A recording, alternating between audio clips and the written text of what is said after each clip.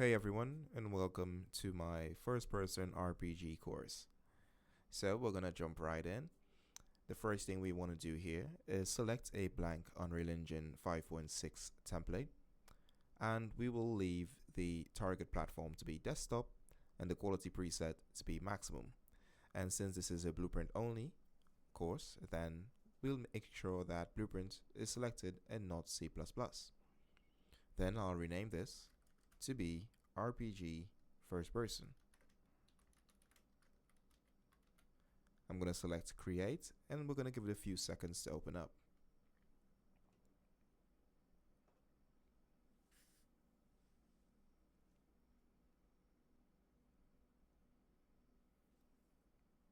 Awesome. So the first thing I want to do is dismiss this notification here. And I would like to just select my player start and hit the F key on my keyboard to navigate to it. And you can see that we have a blank open world level right now, and that's fine. We can use this for prototyping our game. So we're going to set things up firstly by heading to edit and editor preferences, and I want to change my asset editor open location to be my main window. And this means that all windows that open will now open to the top here within my main Epic Games, well, Unreal Engine window. So the next thing is if you want, you can set a color for your comments.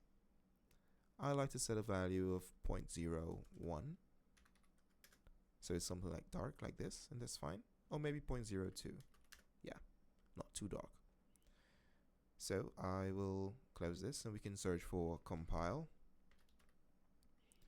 And to compile my code faster, I want to change this to be my 2 key. So every time I hit 2, it will compile my game. Next, I can search for straighten. And you can see right now I have my straighten key to be 1. So 1 to straighten and 2 to compile. By default, this is Q. So you can change that to be whatever you like. I can now close editor preferences and we can hit save just in case. So we'll need the world settings window. So if you don't see this, head up to window and select world settings. Now let's create all of the folders that we'll need for the startup of this course. I'm going to select my content folder and select the add button right here, and I want to select a new folder. I'm going to call this core files, and this folder will hold all of our base class data such as our HUD, controller, player character, and maybe like stuff like your game instance and all of that good stuff. We'll go a bit into that later. So within this core files folder, firstly, I want to add a folder for my character blueprint.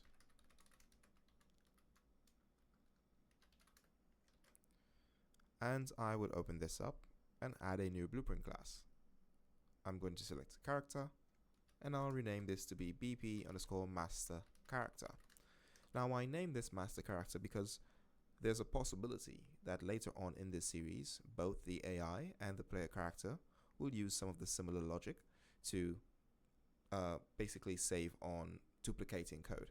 So we'll create one master character and then within the children we'll add different logic.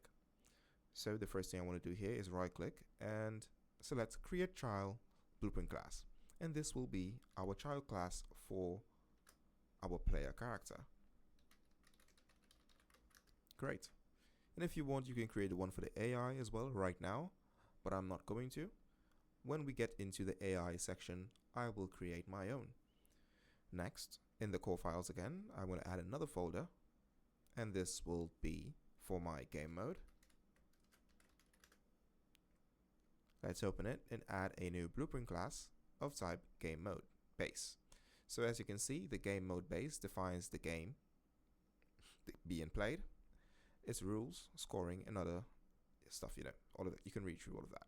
So let's select the game mode base, and I'm going to name this BP underscore RPG game mode. So we have this. Now let's go to the core files folder and add another. And this one is going to be for our controller. So let's call this controller, open it up, blueprint class, and let's select player controller. I'm going to rename this to be BP_RPG controller. Let's add another for our HUD, our heads up display. So this will hold all of the data for our widgets, like our inventory, player stats, interaction, pop-ups, things of that nature. So I'm going to select blueprint class, and this time I want to select all classes and search for HUD. And we'll select the parent class and hit the select button. I'll rename this to be BP RPG HUD. Great. Now let's add another for our input.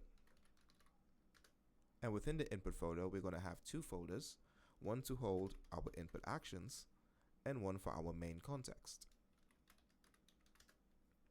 Within the context folder, I want to right click and head to input and select input mapping context.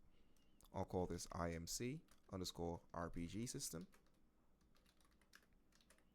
And within the actions folder, I'm going to add two for now, which is IA_movement. And this will be to move our player around with our WASD keys or our arrow keys. And I want to open this up firstly and change the value type to be a axis 2D vector 2D. Alright, so this will give us the value for forward, backward, and left and right as well. So our X and Y values. I want to duplicate this, and I'll call this IA_camera. And this will be our mouse input action. So this one is going to be a slightly different. So let's open it up, and we want to negate the Y axis so that up can actually allow the player to look upwards, and down will allow the player to look downwards. Currently it's inversed. So I'm going to select a modifier, and I'm going to select the negate modifier. And since we only want this for when we're looking up and down, we want to select the index and uncheck X and Z. So we want to negate the Y value. Hit save and close. Back in our context folder, we can open up this IMC RPG system, and I want to add a new mapping to our array. And this one is going to be for our camera. I'm going to select this little drop down and then head to mouse category and select mouse XY to the axis. Because as I said, we'll have the X and Y axis both for the movement and for the camera input action. Now we're done with this, we're going to add another, and this will be for our movement. And this one is going to be a bit more, complex. So let's add a few. We'll need 8. So 4 for our WASD and 4 for our arrow keys. I can delete whatever I don't need afterwards. So I'm going to select the keyboard and hit W on my actual keyboard. And we're going to do the same for all of the rest of the keys. So okay, so W, S, A, and D. We're also going to do up, down, left, and right. And we don't need this one, so I'm going to select to remove the mapping. Now let's set this up. So for W, by default in Unreal Engine, the enhanced input subsystem will give you a value on the X, which is our right, as 1, which would mean that currently all of these keys will move the character to the right. And we can change this by allowing the input to be forward, backward, whatever we want it to be, by adding modifiers. And I'm going to add a new modifier for the W key, and this will be our swizzle input axis. And as you can see, the description here says what it does.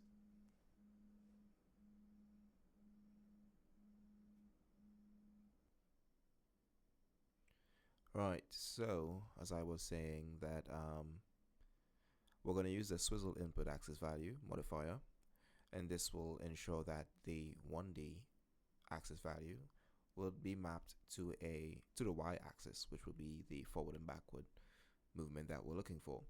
So we're going to leave this modifier for the W, and for S we want to have that exact same modifier, so it will be on the Y axis, but this time we want it to go backwards. So we're going to negate the value by selecting the negate modifier. Now that we have W and S done, we can just do A, and since it's already on the 1D X axis, all we'll need to do is ensure that it goes left by selecting the negate modifier, and that will map the value from 1 to -1. And D, since it's already going to the right, it doesn't need any modifiers at all. And we're going to do the exact same thing with the up, down, left, and right. So for the up, we're going to add the swizzle input axis values modifier.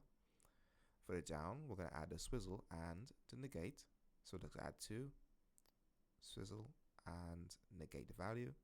So it's now a negative value.